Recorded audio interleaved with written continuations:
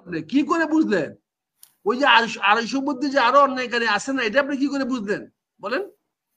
আর দুজনের মধ্যে যে অন্যায়কারী আছে এইটাই বা কিভাবে নির্ধারণ করলেন আপনি? আপনি 1 নম্বর দিয়েছেন, এটা নির্ধারণ কেমনে করলেন যে 1 নম্বর আসামি কোনো সাক্ষী প্রমাণ পাই নাই? আর এই মামলাতে আমি সাক্ষী প্রমাণ পাইছি, কিছু আসতে দিচ্ছি 64টা জেলার মধ্যে গত 10 মাসে অন্তত 64টা মামলা তো আমরা এফআইআর করে আমরা চার্জশিট দিতে পারতাম, সেই কাজটা পুলিশ করতে পারে নাই। এখন স্বরাষ্ট্র উপদেষ্টা অনেক বড় উপদেষ্টা, উনি আমাদের জুনিয়র অফিসার, আমাদের আমরা চাকরি করেছি, আমি ওনার সফলতা কামনা করি, সুস্থতা কামনা করি। উনি আসলে তো সঠিকভাবে বলতে হবে, বিচার তো ওনার দায়িত্ব না। স্বরাষ্ট্র উপদেষ্টা সাহেবরা যদি এই সমস্ত কথাবার্তা বলেন, আমাদেরকে তখন তো খারাপ মন্তব্য করতে হয়। তখন ওনারা অভিযোগ করেন যে আমরা সিনিয়র অফিসার হয়ে ওনাদের সম্বন্ধে এই সমস্ত মন্তব্য করি। পুলিশের দায়িত্ব কাম তো বিচার করা না, বিচারের কাজ হলো মামলার তদন্ত করা। উনি তদন্ত করবেন, তদন্ত করে হয় রিপোর্ট দেবেন নাহলে চার্জশিট দেবেন। বিচার করার দায়িত্ব তো মহসিন রাজা রশিদ সাহেবের। আমার ভাইরা অ্যাডভোকেট সাহেবরা বিচার করবেন, উনি একজন পক্ষে থাকবেন বিপক্ষে থাকবেন, বিচারক সাহেব করবেন।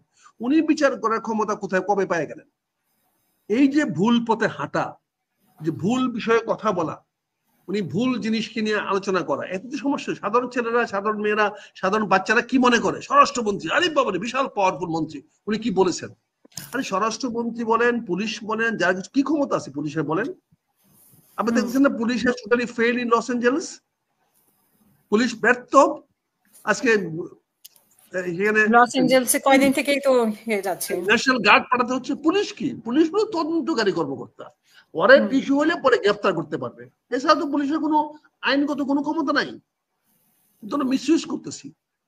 এবং আমার ছোট ভাই স্বরাষ্ট্র উপদেষ্টার কথা বলছেন, আমি মনে করি উনি এতে শেম ফিল করবেন, উনি দুঃখ প্রকাশ করবেন যে ওনার কথাটা বলা উচিত হয় না। বিচার তদন্ত মামলা তদন্ত করবেন, যদি মামলার আসামি বেশি হয় তাহলে বাদ দিবেন, তাই বলে মানুষকে বলবেন আসামি কম করে দেন। আরে এটা কোন কথা হলো? এটা বলতে পারেন ভাই রশিদ ভাই? আপনি বলতে পারেন যে ভাই আপনি আসামি কম দেন?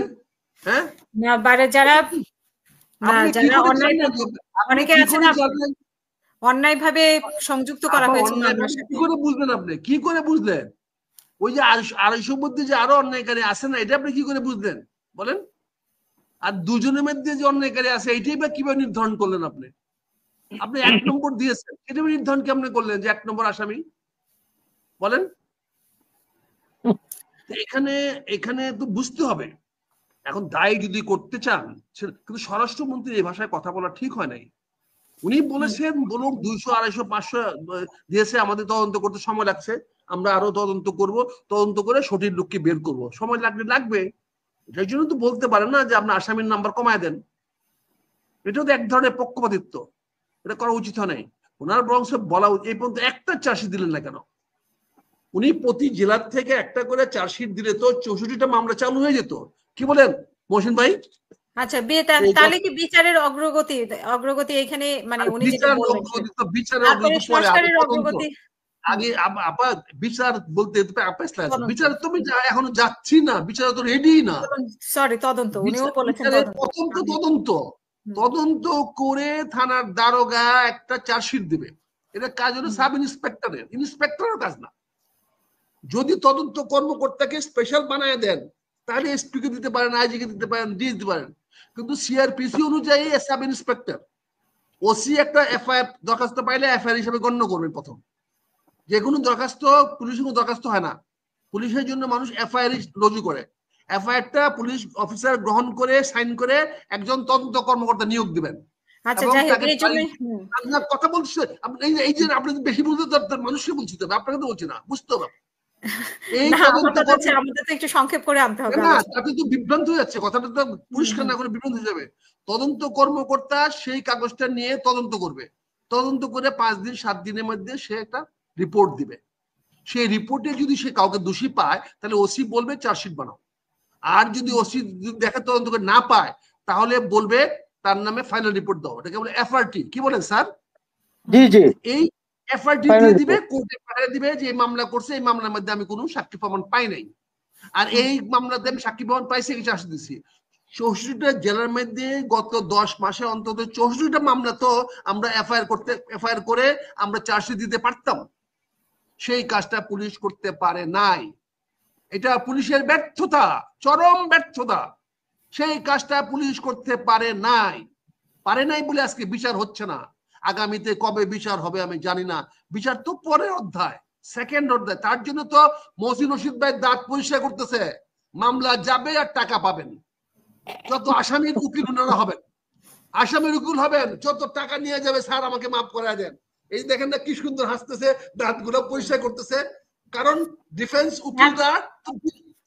উকিলদের দিন আসতেছে, মামলা হলে এপ্রিলের আগেই তো এগুলা হতে হবে, মানে যেটা দাবি উঠেছে আর কি, এপ্রিলের আগে এপ্রিল হবে। এপ্রিলের আগে আমি কি বলছি, নির্বাচন হবে না। এপ্রিল তো নির্বাচন প্রশ্নই ওঠে না। আপনি তো স্বাগত জানিয়েছেন যে উনি একটা ডেট দিয়েছেন। নির্বাচন হবে না, বলেছিলাম না, নির্বাচন হইতে পারে ডিসেম্বর, বড়জোর ফেব্রুয়ারি, রোজার আগে নির্বাচন হবে। আর না হলে এই সরকার নির্বাচন হবে না। বুঝতে পারছেন না? এই সরকারের রোজার আগে আমাদের আবার কুরবানি করতে হবে, আবার আমাদের রাজপথে নামতে হবে। আর এবার গণভবনের দিকে না, এবার যেখানে প্রায় ডেলি দেওয়া যায়, 144 জারি করা হচ্ছে ওই প্রধান উপদেষ্টা বাড়ির আশপাশে। আগে তো 144 জারি করতে হয় না গণভবনের আশপাশে, এখন তো ডেলি দেখি।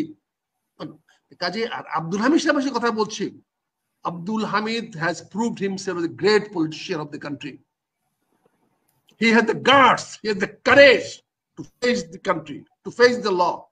আমি ওনাকে লক্ষ কোটি সাধুবাদ জানাই, উনি বাপের বেটার মতো দেশে ফিরে আসছেন। That is the politicians. That is the character of politicians.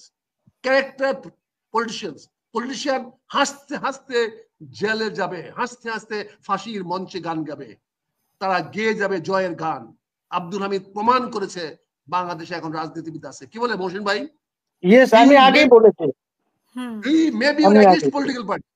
He may not agree with your philosophy, but he has proved একজন অনুকরণীয়, অনুসরণীয় রাজনীতিবিদ। তাকে আমাদের শ্রদ্ধা করা হবে। আমি শ্রদ্ধা করি, আমি তাকে সম্মান করি। সে আমাদের প্রতিদ্বন্দ্বী, রাজনৈতিক প্রতিদ্বন্দ্বী। আমি আজীবন তার রাজনীতি প্রতিদ্বন্দ্বী করে যাব। আমি তার দলে যাব না, আমি তাকে আমার দলে আনবো না। কিন্তু উনি যে বাংলাদেশে ফিরে আসছেন বীরের বেশে, ওনাকে অসম্মান করা হয় নাই। উনি দেখিয়ে দিয়েছেন যে উনি বাংলাদেশে মানুষের হৃদয় আছে। ওনাকে নিয়ে তো মিছিল মিটিং আছে বাইরে নাই কেউ।